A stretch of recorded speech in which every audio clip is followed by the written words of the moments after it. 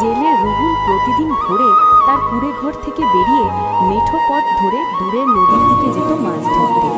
সেদিনও অন্ধকার ভোরে সে ঘন জঙ্গলের সরু মেঠো পথ ধরে এগোচ্ছিল।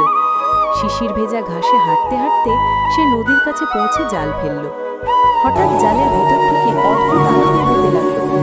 ভয়ে জাল টেনে তুলতেই দেখল এক সুন্দরী পরী জালে আটকা পড়ে আছে। পরী কাঁপা কণ্ঠে বলল, আমাকে মুক্তি দাও, আমি ভুল করে জলের ঘূর্ণিতে পড়েছিলাম। দয়ালু রুহুল তৎক্ষণাৎ জাল খুলে তাকে মুক্ত করল। পরী কৃতজ্ঞ হয়ে বলল, তোমার দয়া আমি ভুলব না। হাত নাড়তেই চারপাশ আলোকিত হয়ে উঠল। পরী আশীর্বাদ করে বলল, আজ থেকে তোমার জালে কখনো খালি ফিরবে না। সেদিন থেকে রুহুল যখনই নদীতে যেত তার জাল ভরে উঠল মাছের ঝাঁকে। গ্রামের মানুষ বলতো, They say his nets are always full, no matter the season. It's like he has the sea's blessing.